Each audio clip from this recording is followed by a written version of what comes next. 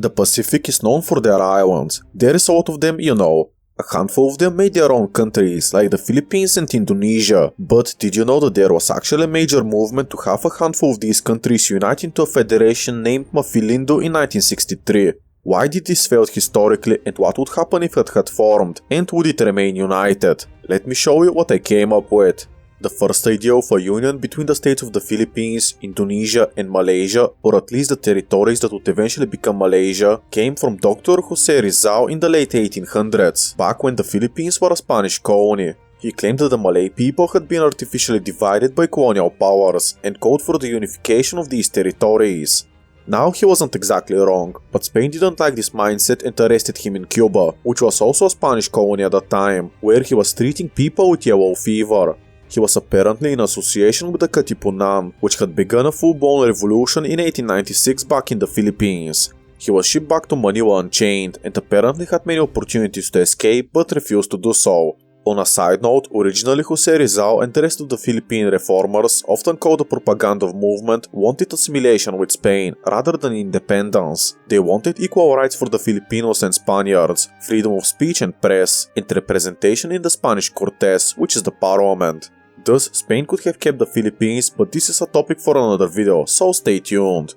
For now, all you need to know is that Dr. Jose Rizal was imprisoned in Fort Santiago, where he issued a manifesto stating that the current revolution was bad and that the education of the Filipinos and the achievement of a national identity were needed first. Then he was court-martialed for rebellion, sedition and conspiracy, and was convicted on all 3 charges, getting sentenced to death.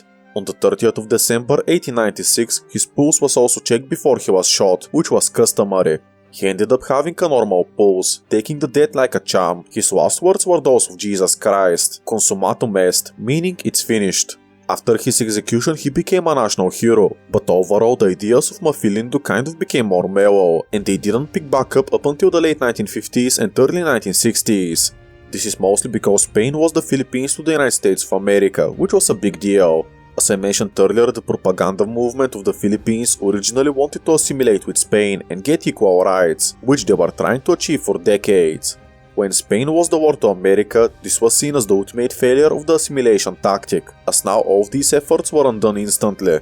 As such, the ideas of uniting the Malay people and reversing colonization was put on hold, where the Filipino revolutionaries proclaimed the First Philippine Republic, an independent nation both from Spain and the United States of America, but later they were crushed and integrated into the American colonial system.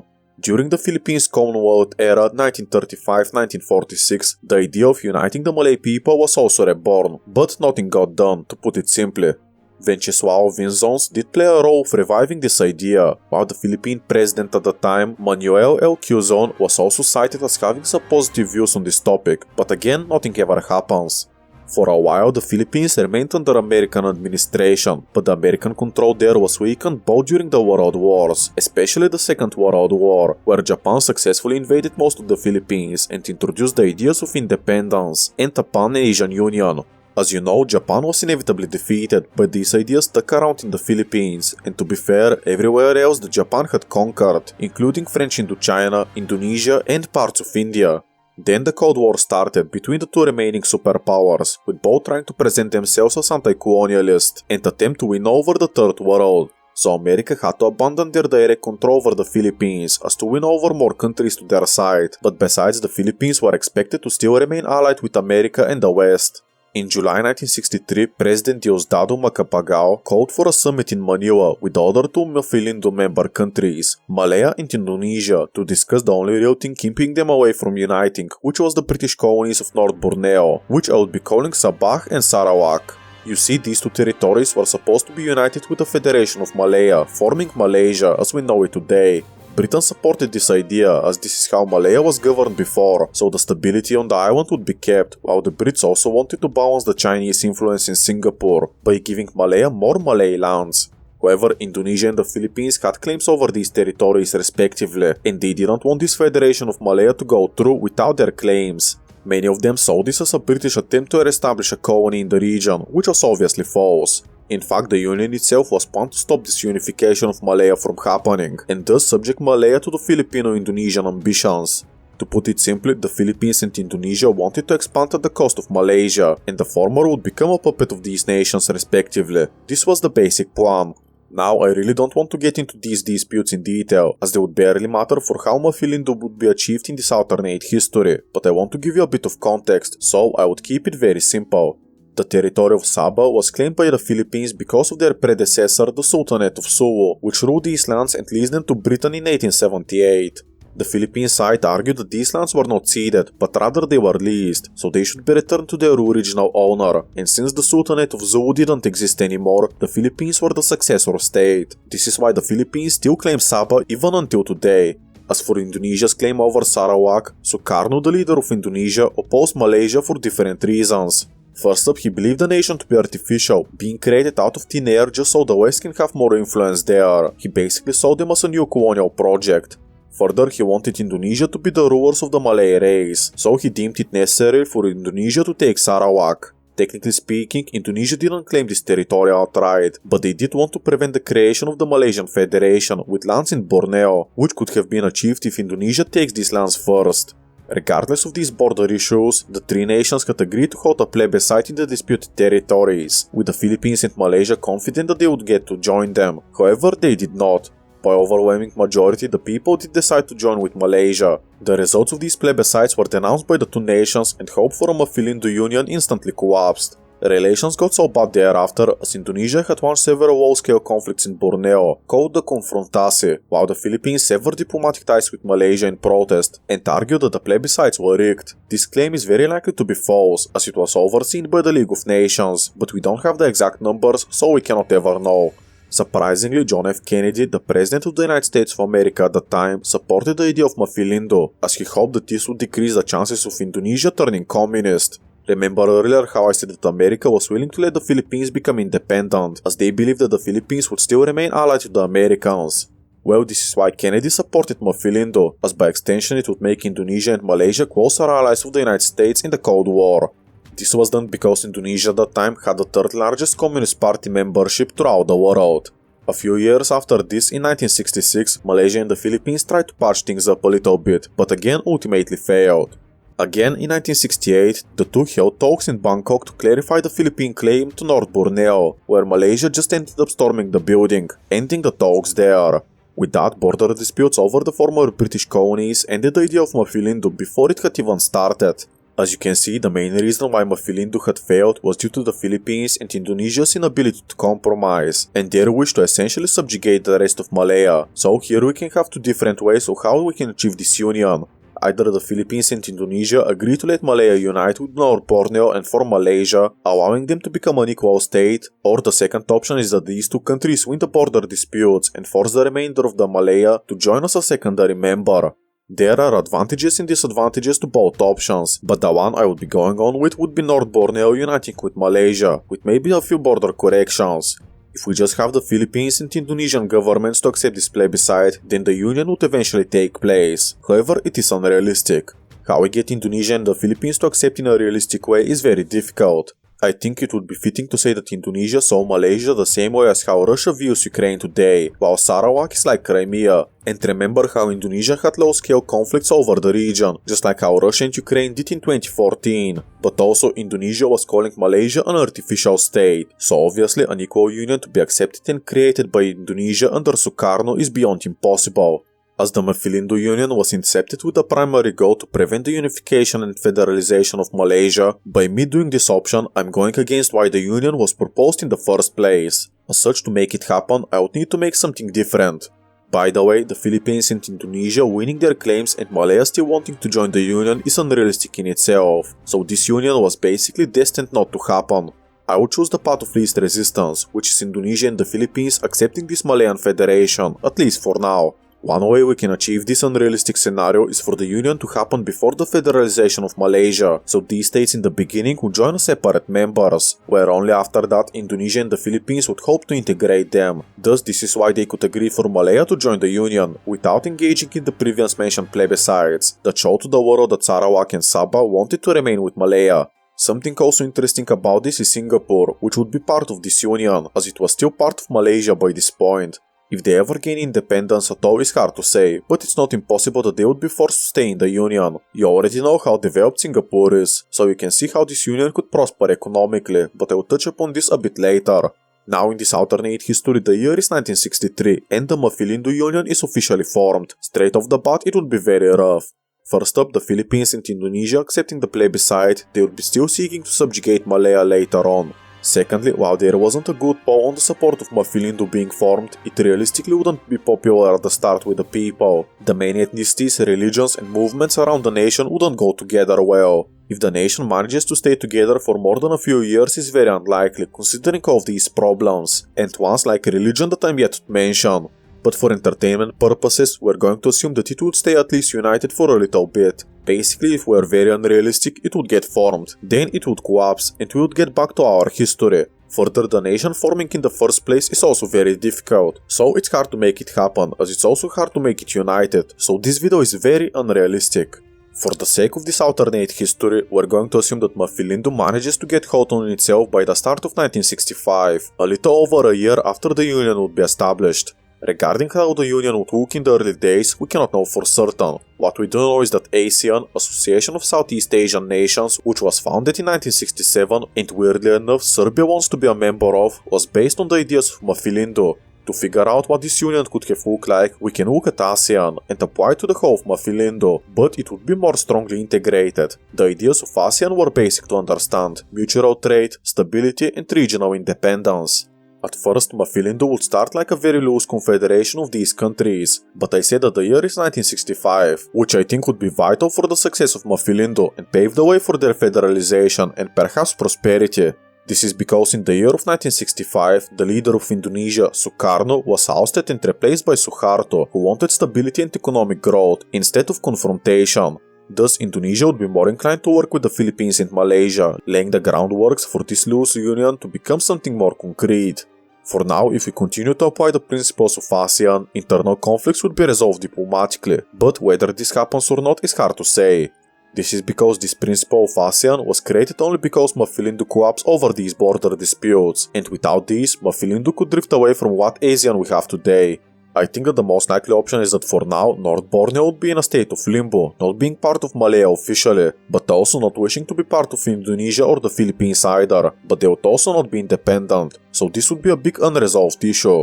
Realistically, by this point, Indonesia could leave the Union, followed by Malaysia, and then Singapore separates from them, which could start some wars in the region, but this would defeat the purpose of this video. I hope that you can start to understand how impossible this union actually was, but I want to make it work for the sake of the narrative of this scenario.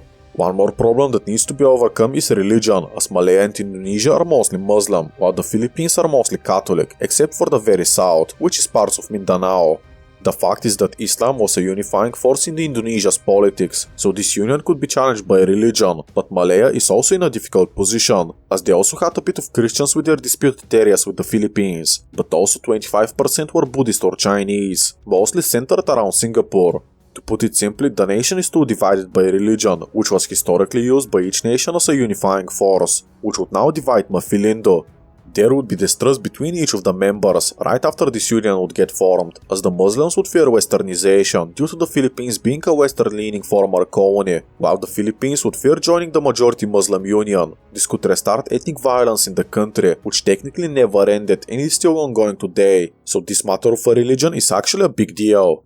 The way we can resolve this is very unrealistic, but I think that we can start with the core ideas of Maphilindo, which is that they wanted to unite the Malay people and resist colonization and outside influence. If this bloc is instead framed as anti-colonial pan-Asian movement, it could secure more success in their unification, while Mindanao and Sabah could gain special autonomy status. ASEAN has managed to succeed in avoiding these decisive issues, which if we apply to Maphilindo could be very successful, as they would instead focus on free trade, free movement, common defense and anti-colonial solidarity, with them perhaps also making a shared currency as to boost trade, not being too impossible. Now I have told you what two states of this union would look like, but I'm very unsure about the rest. Would it be a federalized union like the United States of America, or would it be more like three separate countries like Austria-Hungary, or would there be one central government and that would be all?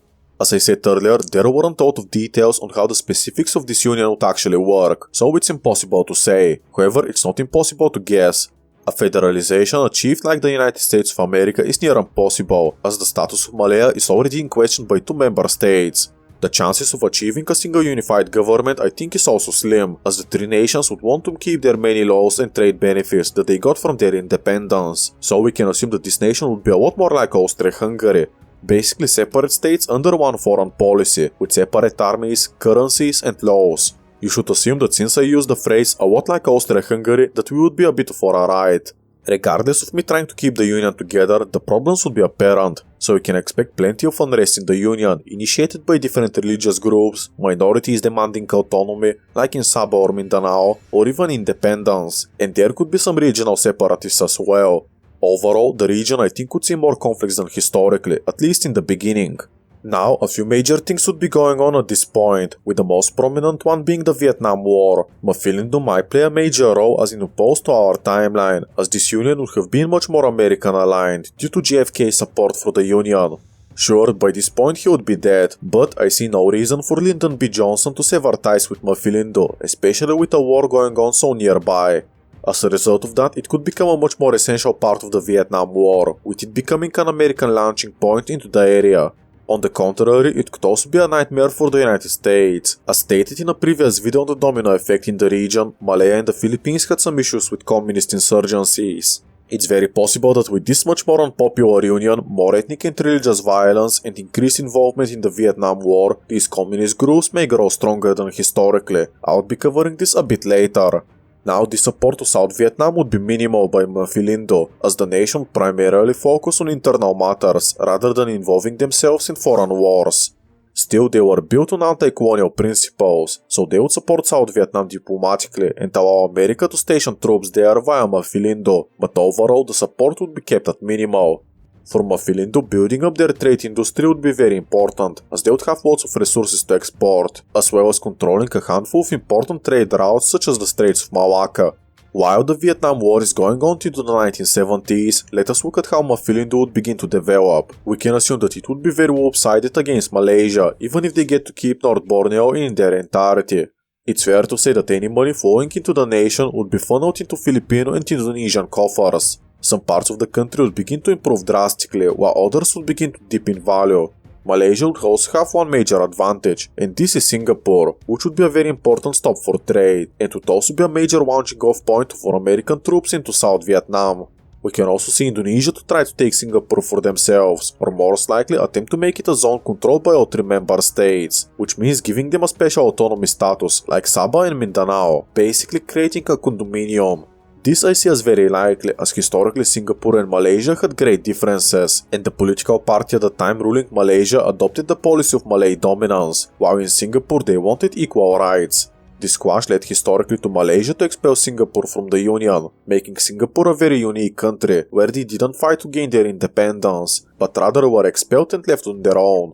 Here in this alternate history, I think that Singapore would definitely become an autonomous zone within Malaysia, like the Kingdom of Croatia-Slavonia within Hungary. This is the second comparison I've made to Austria-Hungary in this video. You can assume that it's not going to be good for Maphilindo thereafter. As the years go on, the Maphilindo Navy may assist the Americans and Australians in Vietnam. The next few years would also be rough for the young nation, as Maphilindo would get much more involved in the Vietnam War through American pressure. Land troops might be sent to Saigon. This would begin to be very unpopular in the country, and protests against involvement in the war would increase in Maphilindo. There, communist insurgencies would begin to rise, with more troops abroad, so they would become far more serious.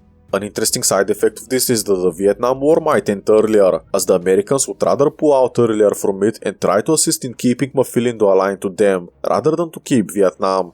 Now, with American troops arriving in Maphilindo, the popularity of the communists there would begin to surge again, and it would become increasingly difficult to put them down.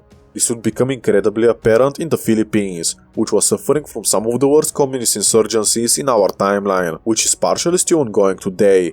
This union would last a decade, that's for sure, but if they make it further, it's near impossible. There simply were too many differences and too many problems that would cause their collapse, but near the end of the video I would give you a secret ending where they would do really well. Sometime after 1973, let's say 1974, Malaysia would begin to move towards leaving the Union and would try to take Singapore with them. Malaysia being the first to leave is obvious, as they already were the most hesitant to join, and now they were being neglected and becoming among the poorest regions in the nation. These moves by the regional government of Malaysia would meet opposition from the rest of the Union, which would want to keep them subjugated and can continue to abuse their vast resource pool. After a while, the case of independence for Malaysia would be taken up to the United Nations, which would be very split on the issue. Nations like China would see this as a chance to gain a powerful influence in the region, while nations like America would want them to stay together to prevent any new battlegrounds. Eventually, Malaysia would proclaim their independence, either legally or not. Either way, the Union wouldn't really like that. Indonesian troops would begin to march into the north of Borneo in hopes to take it for themselves and keep it under Maphilindo control. Singapore would begin to push for more autonomy or independence, which Malaya would eventually have to grant. In the Philippines, the regional government might also send troops to take parts of North Borneo that they have claims on, which I think could also strain the relations with the Indonesian part of the Union. Muslims in Mindanao would side with Indonesia, making the Philippines way less united. With this chaos going on, communist insurgencies would also become more bold, with the recent failures of the Union being a major pivotal point for their cause. As a footnote, East Timor might not be occupied by Indonesia in this alternate history. By the time the Indonesians would be able to do this, they would be busy in North Borneo and other places in the Union to bother expanding there. Now back to the main show. I don't see Malaysia as being able to hold on to North Borneo for longer, at least not officially. A guerrilla war would be fought by the civilians on the island for control, but hold on, this is a conflict in the 20th century. It's time for everybody's favorite game show. Who do you support in this proxy conflict? Vote now on your phones. All jokes aside, this war would be influenced by both sides of the Cold War. China would begin sending aid to Malaysia and other communist rebels in the Philippines, while American troops already in the Philippines would increase their presence, as well as more physical aid being sent. This would not be popular with the American public, as many would see it like a repeat of the Vietnam War, which was already very unpopular, and America by this time had already lost. Further, the American public would dislike how America is supporting the Philippines, which is invading Malaya, a country that declared independence themselves due to popular vote, so this would be a noticeable hit on America's claim that they are fighting for liberty and freedom. Other nations like Australia, Britain and France would also send support to Maphilindo as to keep regional stability, fearing total collapse of the nation and the rise of communism in the area. This conflict would be much larger and much more complicated than the Vietnam War, a lot less popular as well. Specifics are important to predict, but I would give you a quick overview. The communist rebels in the Philippine portion of the Union would be doing an amazing job, judging on how they are much more popular in this timeline, which they already were pretty strong in historically. Many of the smaller Philippine islands would become under complete control over the communists, which I could see as proclaiming a rival government to the current one in charge. For the first few months it wouldn't be recognized, but once it would get more victories and territory, nations like China and North Korea would step in and recognize their independence. In north of Borneo, Indonesian troops would have to deal with similar conditions to the Secret War, with thick jungles and guerrilla conflict. This part of the island would be disputed between the remaining Filipino and Indonesian parts of Maphilindo, as the dispute over the territory in mainly Sarawak would be brought up, further straining the nation's government. Further, if Malaysia chooses to assert control over Singapore, they could see conflict there as well, as it would be difficult for either side to gain the upper hand. More likely they would give Singapore a lot of independence right off the bat, or promise it to them when a better time arises, possibly allowing more autonomy during the war. Maphilindo troops wouldn't be too focused on landing there, but a blockade led by the mostly Indonesian part of the navy would encircle the nation, stopping any of their resources going to the market. After a bit of time, however, Indonesia would most likely need to release this blockade due to international demand and condemnation. This is exactly how the confrontation was handled historically, but here the timing is just really bad for everybody involved. As I had started this alternate Maphilindo Civil War in the year of 1975, this is because of the price of oil, believe it or not. 2 years prior, in 1973, due to the Yom Kippur War, the Arab states stopped exporting oil in protest, which could drop out oil prices in the world, creating the first oil shock.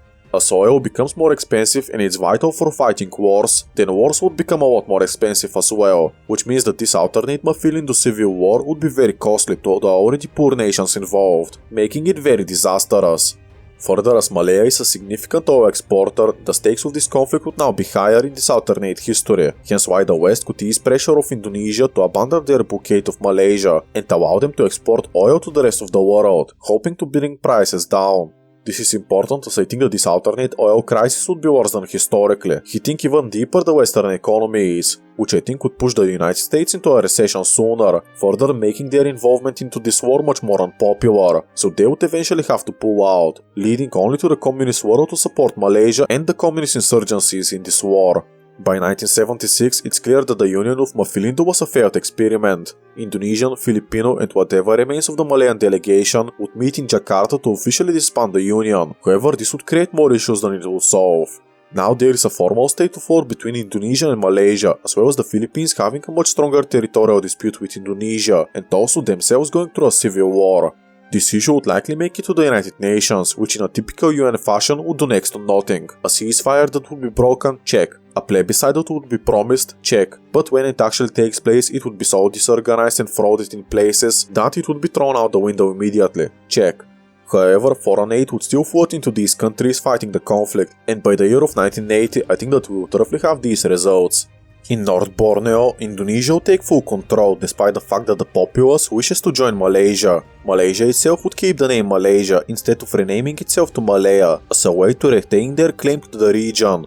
Malaysia would thus become a Chinese ally over time, becoming an important trade partner to them. Singapore would be given independence and would become much more Western aligned, as their neighbor is now allied with China. In the Philippines, the civil war would rage on bloodily for years, most likely ending in a communist victory, as they have a huge upper hand. They would grow closer to China as well, and communist control over the South China Sea steadily would grow. As a result of that, Indonesia would grow closer to the West, and would grow increasingly militaristic, possibly entering some sort of a dictatorship like the ones the United States would back in Central America. This region would become another hotbed of the Cold War, with multiple incidents occurring over the next few years, causing trouble for international relations. Indonesia could in theory become sort of a Western Cuba, in the same sense that there would be an island chain near the enemy's doorstep that could reach many of their major cities with nuclear weapons. Indonesia and the Philippines, once allies, would now become huge rivals, as Indonesia likely continues to claim Mindanao, and perhaps also Malaya and Singapore for strategic reasons. With the giant catastrophe, the American public would continue going more towards the anti-war movement, which would cause the American government to be a lot more restrictive than historically. Further, as I had the war to end in 1980, another crisis would start the year prior, which is the Iranian Revolution, again very important for the oil markets. If America wasn't in a recession by this point, they are surely going to enter one right now, which would be harder hit than historically. Alternatively, if America was in a recession by this point, which was my prediction, then the 1979 oil shock would further their recession and make them a lot more weaker. For example, the CIA would have to be a lot more cautious, and they would be allowed to do a lot less in the Soviet-Afghan war. While this most likely wouldn't lead to a communist Afghanistan, it would drag out the conflict for a little longer, ending anyways due to the Soviets' populist pressure. Interestingly enough, this could lead to a weaker ISIS and could possibly butterfly out 9/11 attacks. Another example would be the American invasion of Grenada, which was historically very controversial. This would probably not happen in this alternate universe, or if it did, it would have a harsher response from the American people. However, the American bombings of Libya would probably still happen, as they were to counter terrorism supported by the Libyan government, and wouldn't be criticized so much that they would stop. However, once the 1980s would end, communism would start to go through a rough spot. At the start of the 1990s, the USSR would collapse into many breakaway states, such as Russia and my favorite, Kyrgyzstan. The Warsaw Pact would also be dissolved and Germany would be reunited. In Asia, China takes a major hit as communism becomes less popular worldwide. Malaysia would however remain a Chinese ally, as they wouldn't want to be friends with the Western-backed Indonesia, who holds out of their claimed territory. The Philippines, however, can go either way, becoming a nation like Vietnam, where they are technically communist but more American aligned, or they could stay with China, as the Chinese would have a lot much more influence over them in this timeline. Due to Indonesia's presence, I think that both Malaysia and the Philippines would remain Chinese allies in this alternate history. The problem is that if they decided to stay with China, we could see pressure on Taiwan to increase heavily, as they would get further and further isolated from their allies. Japan would have to step up its military, with the United States allowing them to rearm even more through heavy loopholes in their treaty after the Second World War, like they're doing right now. The Japanese and South Koreans would cooperate a lot more with Indonesia and Taiwan, forming sort of a bloc against China. This alliance would be a lot more militaristic than economic, as with China in a stronger position, they would be more inclined to do more aggressive policies. For example, as Vietnam attempts to go towards the United States, China may intervene to coup the government and attempt to install a pro-China leader. America wouldn't protest this, as A, they would be much more against intervention in this timeline, and B, they just fought and lost in Vietnam, so they couldn't physically do it again. Still, even if China successfully invades Vietnam, the Vietnamese are not a Chinese ally, as the two nations' histories are mostly that of hatred, rather than cooperation, so I don't think that even if this pro-Chinese president would be installed, he wouldn't last for long. And this move by China would further push Vietnam more towards the Western sphere, but more so cautiously. China's Belt and Road Initiative would also be much more successful, gathering resources and investments from their new allies, where they can also expand to a lot more countries, increasing their soft power over places like Central Asia, the Middle East and parts of Africa.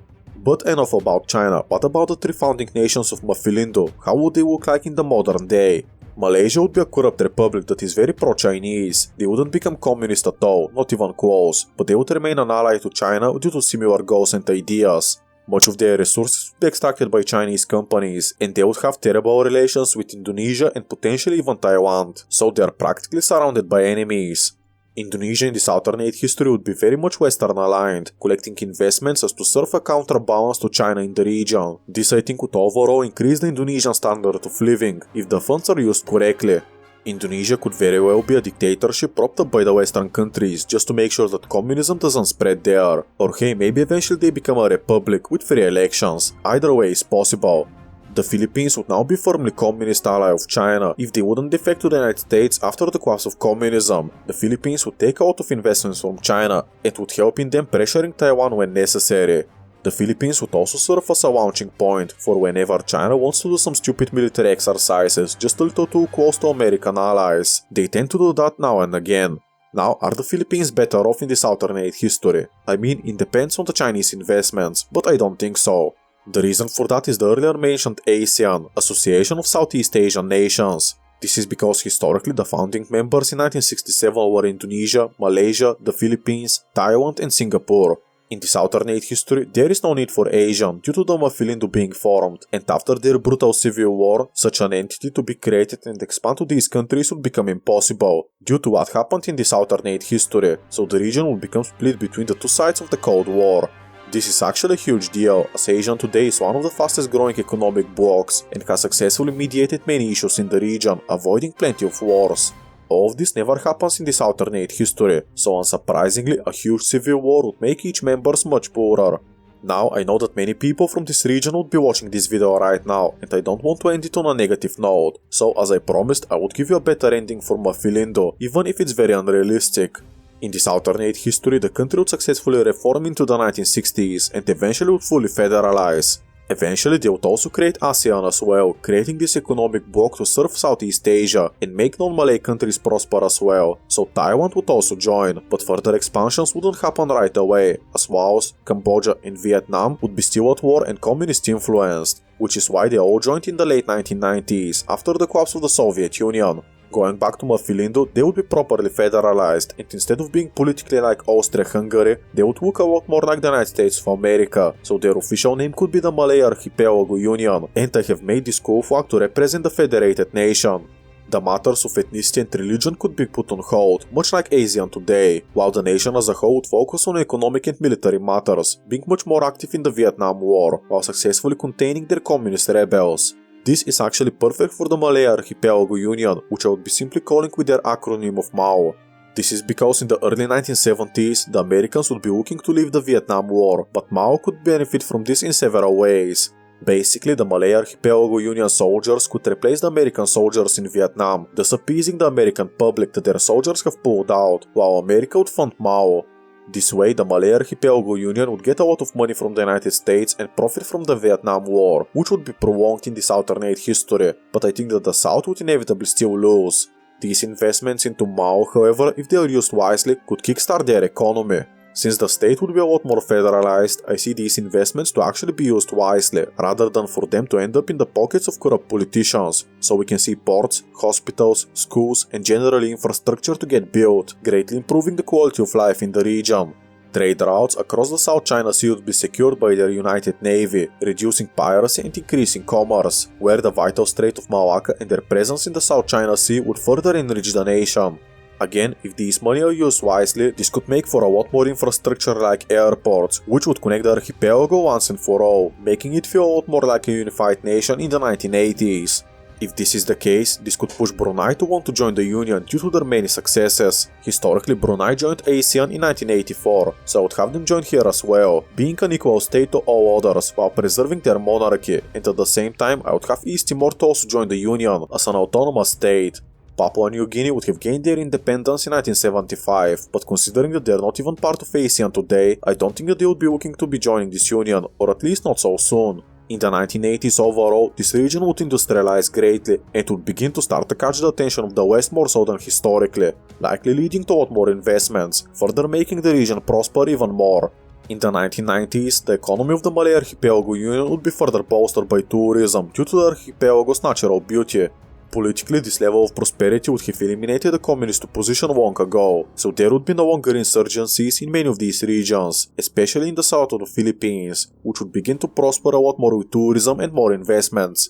In the late 1990s, things would get even better as ASEAN would expand to include Vietnam, Laos, Myanmar and Cambodia, much like historically as they would join at around the same time. The region is definitely becoming the fastest growing in the world, both in terms of population and economy, which would drive even more investments from the outside world, and since the Cold War would have ended, even from China itself. At this point, Papua New Guinea agreeing to join is very possible, or at least they will join ASEAN. Now, I haven't mentioned Singapore much, but they are likely going to be a way better off than today, as they would still have their autonomy but can benefit from the region as a whole improving, so everybody would be wealthier as a result of that. Regarding how much exactly, for the Philippines, I'd guess that they would grow their economy the most, as many of their issues with terrorism and insurgency would be prevented, making them more safe for tourism early on. A fun fact I have learned while making this video, or not so fun if you're from the Philippines, but Singapore actually has a larger economy than the entirety of the Philippines, which I find quite insane. Still in this alternate history, the Philippine GDP per capita would climb from near $4,000 to at least double, which is $8,000 in this alternate history. Indonesia could go from 5,000 GDP per capita to close to 8,000 as well. Malaysia could go from 12,000 to near 16,000 due to them benefiting from the Straits of Malacca and the improved regional stability. Regarding Singapore's economy, it already has among the highest GDP per capita in the world, and in this alternate history, I think that they will definitely be beating the world in this department. As a whole, the region would be wealthier and economically the Malay Archipelago Union would be in 8th place, behind France and ahead of Italy. The thing is that this number I gave you is what they would look like without all the economic growth I just predicted. If we count this in, then the Malay Archipelago Union would become the 7th largest economy in the world, surpassing France and being behind the United Kingdom. As you can see, Maphilindo isn't a guaranteed success, as it just had too much going against it to be viable. Make sure to like and subscribe, as it helps me out make a lot more videos like this. Check out this video on what if the domino effect actually occurred after the Vietnam War. I hope that you have an amazing day and goodbye.